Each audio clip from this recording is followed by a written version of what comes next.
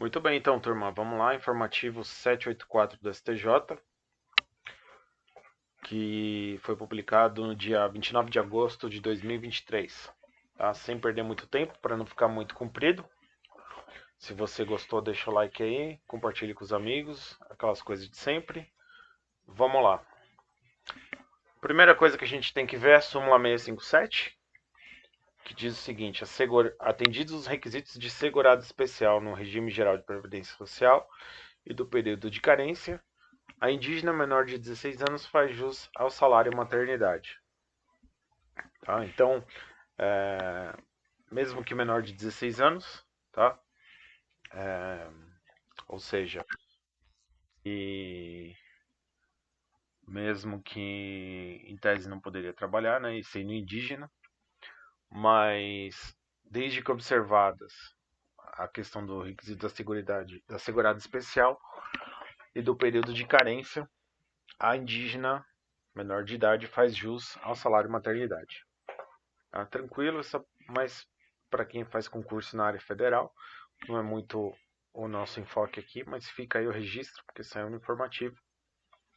É importante a gente ter a noção do que está acontecendo, né? Próximo julgado. A falta de intimação do servidor público após a apresentação do relatório final pela comissão processante em processo administrativo disciplinar não configura ofensa às garantias do contraditório e da ampla defesa ante ausência de previsão legal.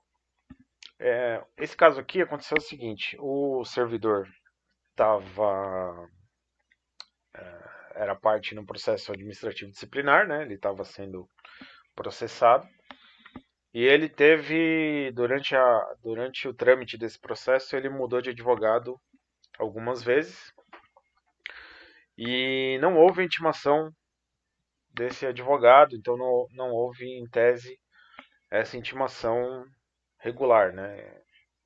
Na visão dele, né? Ele não foi regularmente intimado na pessoa do advogado que atualmente estava cuidando do caso dele. Então ele levou o caso ao STJ e o STJ decidiu o seguinte: olha, tanto faz porque a falta de intimação não torna nulo o processo. Né? Não configura ofensa às garantias do contraditório e ampla defesa ante ausência de previsão legal. Tá? Você não precisa ser intimado do relatório final. Tá? Importante a gente lembrar da súmula vinculante número 5, que fala que a falta de defesa técnica por advogado no processo administrativo disciplinar não ofende a Constituição, tá? Ou seja, ele nem precisaria ter advogado.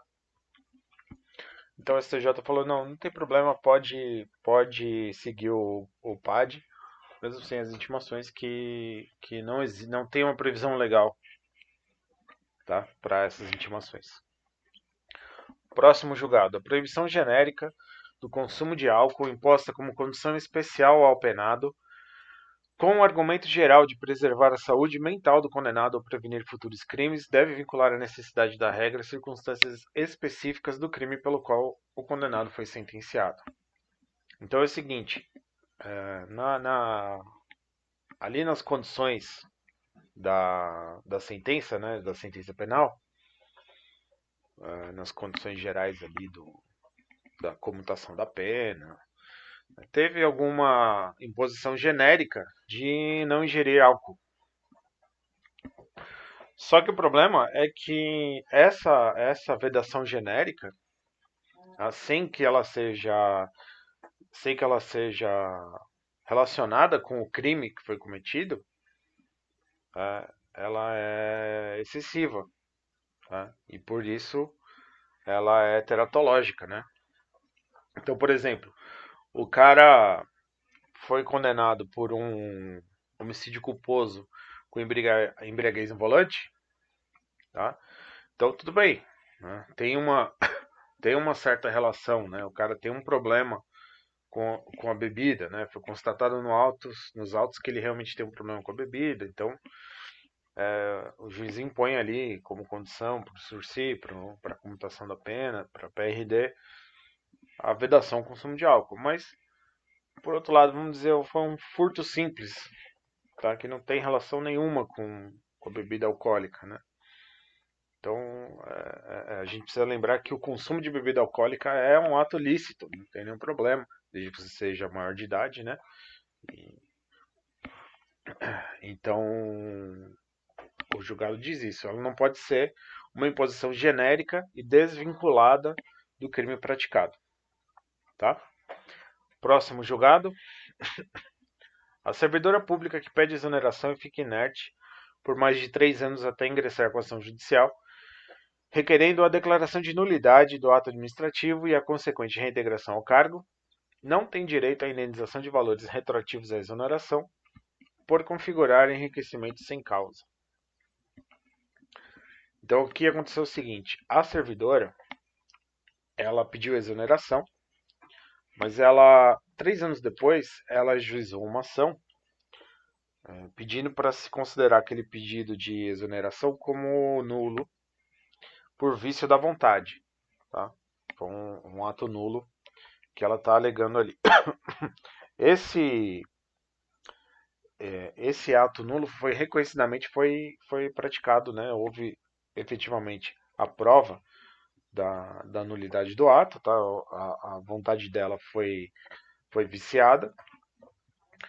E aí ela pleiteou a reintegração no cargo e os valores que ela teria direito antes da exoneração, né? Por exemplo, os quintos, tá? Alguns benefícios pecuniários, tá? E o STJ decidiu que não. Tá? Por quê?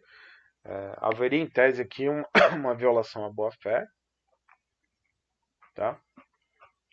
Ele fala que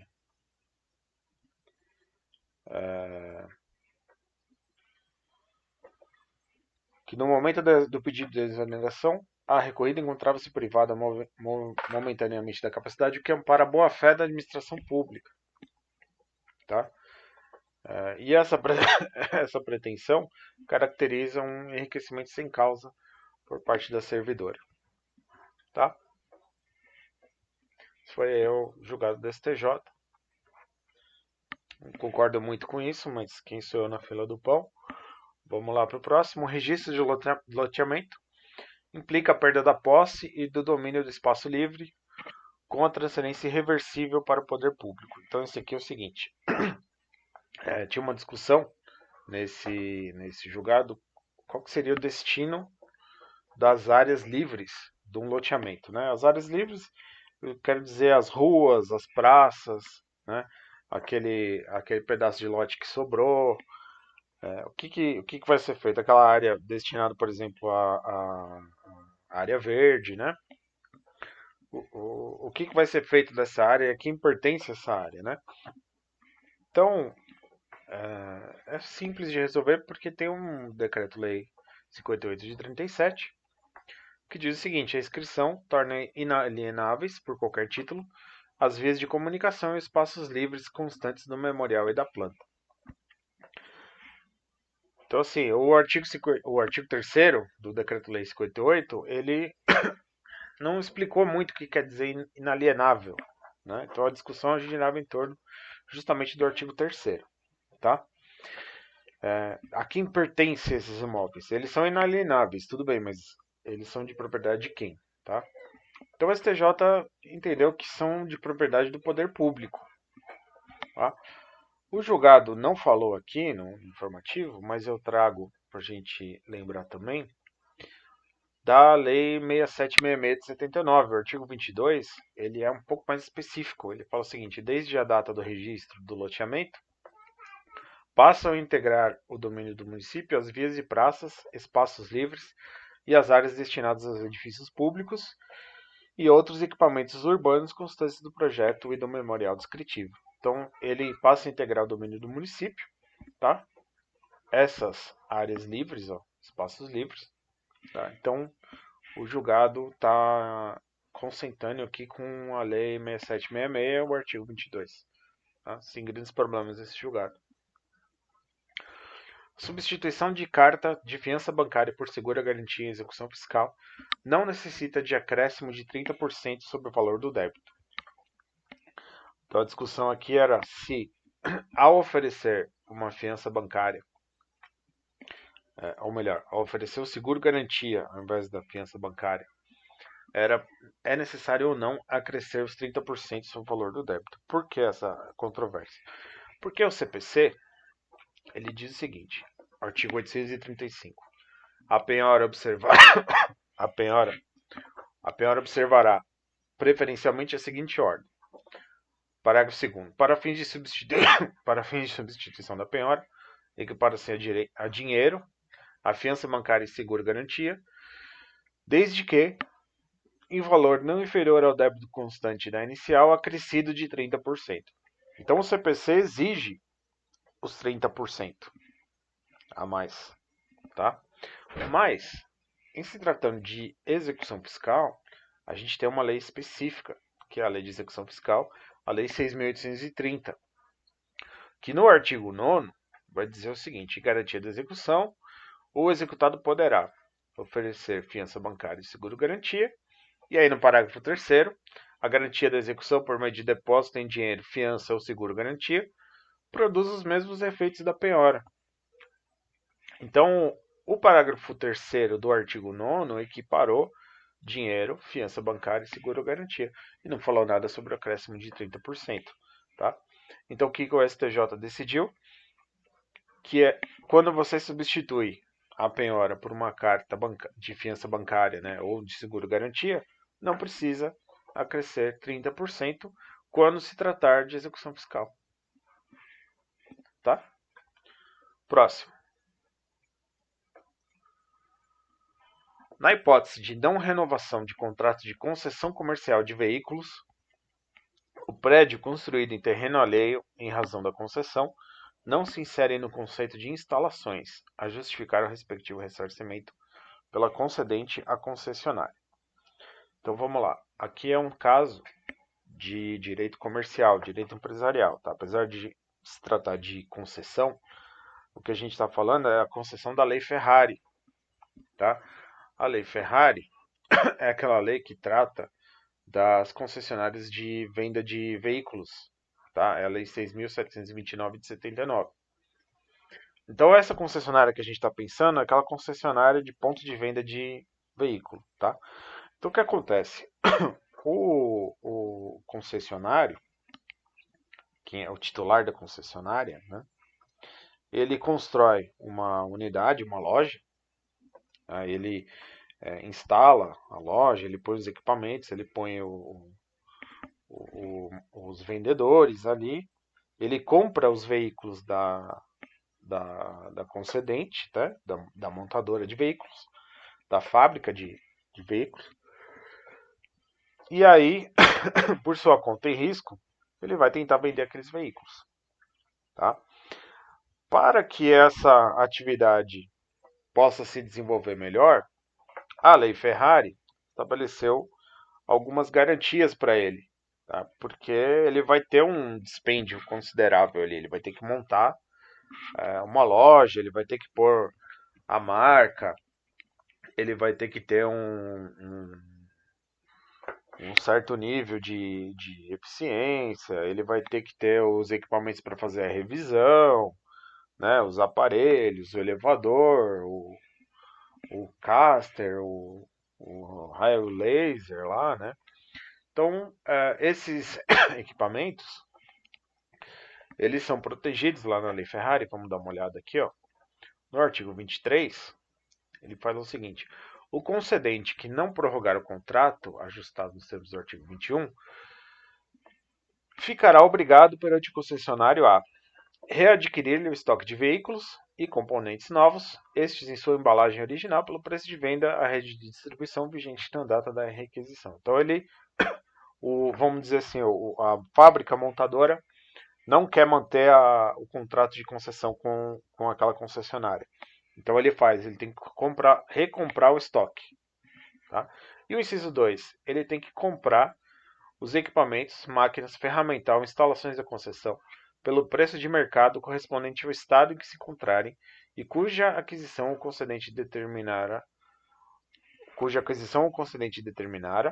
ou dela tiver a ciência por escrito, sem lhe fazer oposição imediata e documentada, excluídas desta obrigação os imóveis do concessionário. Tá? Então eu grifei aqui essa parte, excluídos os imóveis do concessionário. Então ele tem que indenizar, ele tem que comprar os equipamentos, ele tem que comprar as máquinas. Tá? Ele só não tem que comprar o imóvel onde está situado a loja, né? A concessionária. E qual é o problema? O problema que aconteceu aqui, nesse julgado, foi que a loja foi construída num terreno alheio. Tá? Então o que ele queria? O concessionário. Né? Ele queria a indenização pela construção do prédio, do tijolo da loja.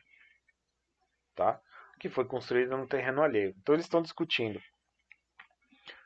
se é o caso de indenizar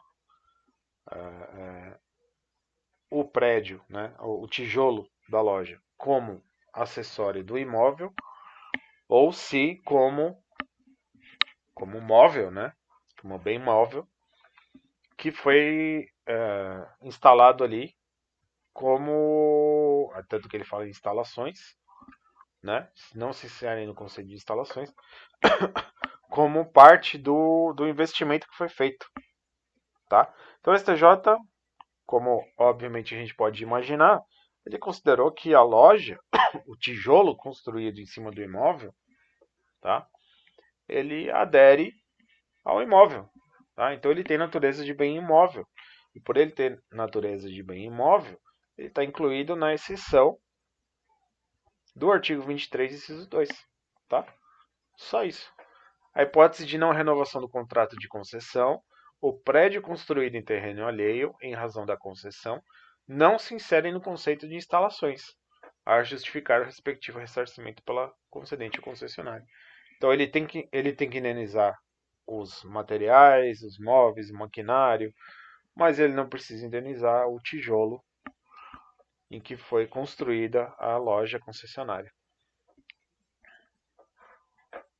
Próximo julgado. A proteção da marca, seja ele de alto renome ou não, busca evitar a confusão ou associação de uma marca registrada a uma outra, sendo imprescindível que, para que exista a violação do direito marcário, haja confusão no público consumidor ou associação errônea em prejuízo do seu titular.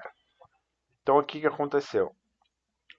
Foi o caso de um shopping no Rio de Janeiro, que ele tinha usado como nome do empreendimento o nome de uma marca que até então não era considerada de alto renome. E aí essa marca, assim que ela conseguiu a declaração de alto renome, ela ajuizou uma ação contra o titular da marca, né? O titular da marca, não a marca, né? A marca é inanimada. O titular da marca ajuizou uma ação contra o shopping, tá? Pedindo que ele alterasse o nome. E aí o STJ disse o seguinte, olha, primeiro, que independente de ser alto renome ou não, o direito de marca não abrange a nomeação de imóveis, tá? A denominação de imóveis. Tá? Em segundo lugar, para que haja realmente a violação ao direito da marca, tá? É preciso que haja confusão no público consumidor. Tá? E no caso não tem essa confusão, porque as pessoas que vão ali no shopping, elas sabem que aqueles produtos daquela marca não são vendidos ali. Tá? Então, os julgados simples aqui, direito empresarial. Próximo julgado. Não se pode responsabilizar a instituição financeira em caso de transações realizadas mediante apresentação de cartão físico com chip e a senha pessoal do correntista sem indícios de fraude. Então, o STJ aqui, ele está dizendo o seguinte, nesse caso concreto, aconteceu que por um longo período de tempo, acho que foram 4 meses, aconteceram diversos saques na conta bancária do autor da ação, né? E esses saques não eram incomuns, né? Não era assim uma coisa diferente do que costumava ser. E houve a utilização do cartão pessoal com chip e a utilização da senha do correntista, ou seja, não tem nenhum elemento que possa inferir ali que houve uma fraude, tá? Não tem nenhum indício de fraude. Então, é o ônus da prova do autor, no caso, e não houve essa prova, tá? Do indício de fraude. Apesar da aplicação do CDC nos contratos bancários, né, conforme a súmula,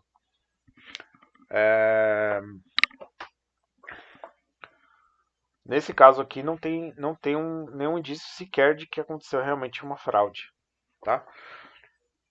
E aí, como eu falei, como eu falei, seria diferente se não houve o uso do cartão físico, tá? Que aí a responsabilidade seria do banco. Se não houve o uso da senha, tá? Que a senha é de responsabilidade do correntista. Tá? E se o valor fosse um valor extraordinário, a pessoa faz saques, por exemplo, toda semana ele saca R$ 100, daí de repente apareceu um saque de 4.000. Tá? É uma coisa estranha, uma coisa que chama atenção. Certo? Então, também esse julgado é simples. Próximo. A concessão da segurança em relação à impetração do mandamos contra a decisão e procedimento de produção antecipada de provas requer a apreciação da eventual teratologia, da manifesta ilegalidade ou do abuso de poder no ato judicial atacado. Então, esse caso aqui foi o seguinte: era uma produção antecipada de provas, tá? A produção antecipada de provas não tem recurso, por isso é cabível o mandado de segurança, tá?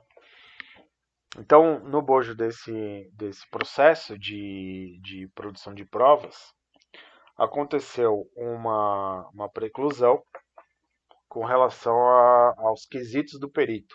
O caso concreto foi esse.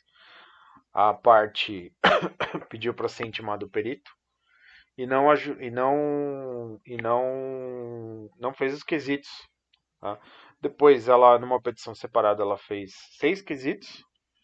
E depois, em outra petição, ela fez 20 quesitos. E aí o perito pediu prazo para responder a todos os quesitos. E o juiz indeferiu, dizendo que iria aceitar apenas os 6 primeiros. Tá? E aí a parte indignada ajuizou o mandado de segurança. Tá? Então o STJ falou o seguinte: olha, não tem cabimento esse mandado de segurança, porque não tem uma manifesta ilegalidade aqui, tá? Nesse ato judicial. Tá? Apesar de ser cabível o mandado de segurança no procedimento de produção antecipada de provas, tá? Não tem nenhuma ilegalidade praticada pelo juiz. Então, vida que segue. Próximo julgado. Para a fixação de indenização mínima por danos morais, aqui já é da quinta turma, tá? Eu destaquei o fato de ser da quinta turma, porque aqui houve uma harmonização entre a quinta e a sexta turma, tá? Nós estamos falando já de processo penal. Para a fixação da indenização mínima por danos morais, nos termos do artigo 387, inciso 4 do Código Penal, aqui era CPP, né? Não se exige a instrução probatória acerca do dano psíquico do grau de sofrimento da vítima, bastando que conste o pedido expresso na inicial acusatória, garantia suficiente ao exercício do contraditório e da ampla defesa. Então aqui, como eu falei, a quinta turma se equipara, né, ao entendimento da sexta. Tá? Provavelmente isso vai se transformar numa súmula. Mas aqui o caso é o seguinte: a vítima, né, sofreu um dano moral ali decorrente da prática do crime, tá? E essa indenização de que trata o CPP é uma indenização mínima, tá? É isso que ele está falando. Não é exauriente essa indenização, ela é só um começo de indenização, vamos dizer assim. Então essa prova, né, do dano moral, ela é um pouco mais célere, vamos dizer assim, né?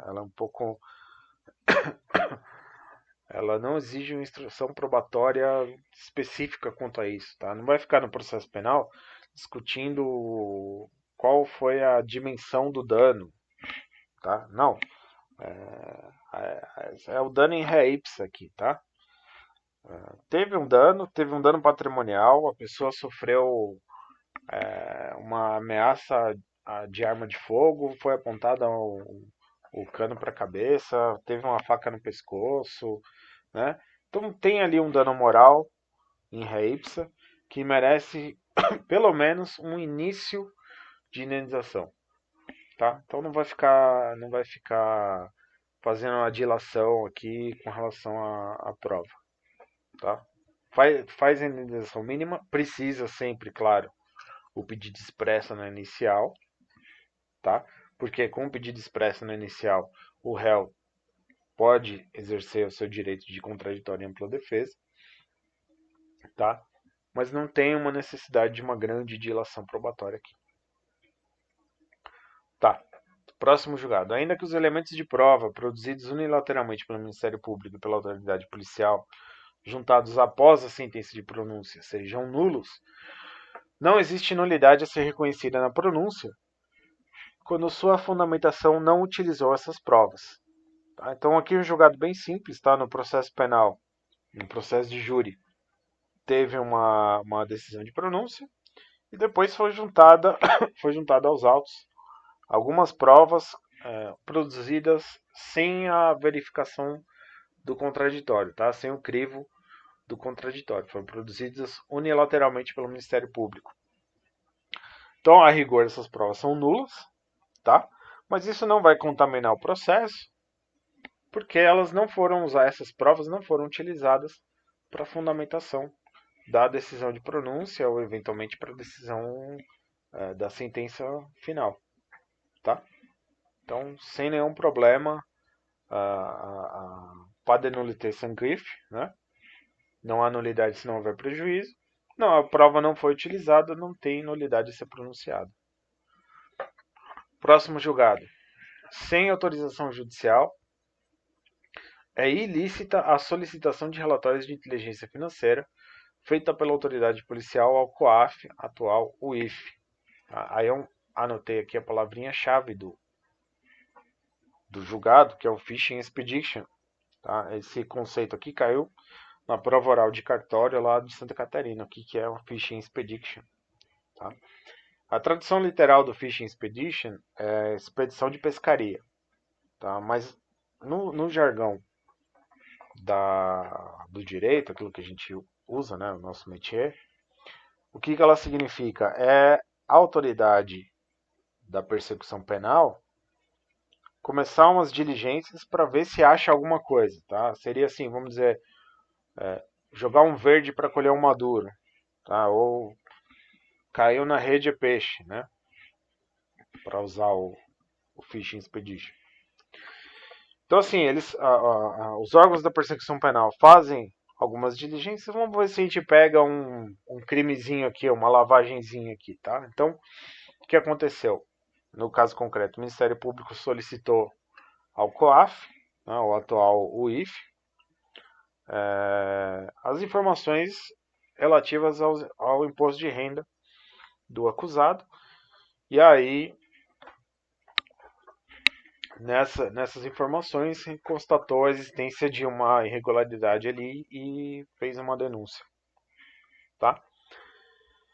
E aí o STJ entendeu que, olha, essa solicitação direta pelo Ministério Público, sem autorização judicial, torna a prova ilícita. Tá? A gente precisa tomar um cuidado, porque teve uma repercussão geral do STF, tá? Que eu até coloquei aqui, ele fala expressamente dessa repercussão geral no corpo informativo, tá? Então eu achei interessante trazer. É o seguinte, ó, repercussão geral no RE 1055941. É constitucional o compartilhamento dos relatórios de inteligência financeira da UIF e da íntegra do procedimento fiscalizatório da RFB, em que se define o lançamento do tributo com os órgãos de persecução penal para fins criminais, sem a prévia autorização judicial, devendo ser resguardado o sigilo das informações em procedimentos formalmente instaurados e sujeitos a posterior controle jurisdicional. O compartilhamento pela UIF e pela RFB, referido no item anterior, deve ser feito unicamente por meio de comunicações formais, com garantia de sigilo, certificação do destinatário, estabelecimento de instrumentos estabelecimento de instrumentos efetivos de apuração e correção de eventuais desvios. Então vamos lá, o STF, na repercussão geral, ele falou assim, olha, é possível o compartilhamento das informações, tá? Então o COAF, o atual IFE, está lá nas suas atividades rotineiras e encontrou uma determinada atividade suspeita. E ele faz o quê? Ele encaminha para o Ministério Público sem autorização judicial. Tá? Não há violação a sigilo. Tá? O STF entendeu, nessa repercussão geral, que ele pode fazer isso. Tá? O que não pode, aí o que o STJ disse, é que não pode o Ministério Público ou a Polícia Federal, os órgãos da persecução penal, pedirem que a UIF, né, e a Receita Federal façam as diligências para ver se existe alguma irregularidade, tá? Sem a prévia autorização judicial. Tá? Porque isso poderia se caracterizar um phishing expedition. Certo? E é isso aí. Terminamos. Quase 30 minutos. O tempo que mais ou menos eu estou imaginando que a gente consegue mesmo. Então, estamos dentro da média. Tá bom? Mais uma vez, muito obrigado pela audiência, pelo like que você deixou aí. E converse com os amigos. Vamos estudar, vamos fazer crescer esse projeto aqui nosso. Tá legal? Um grande abraço e bons estudos.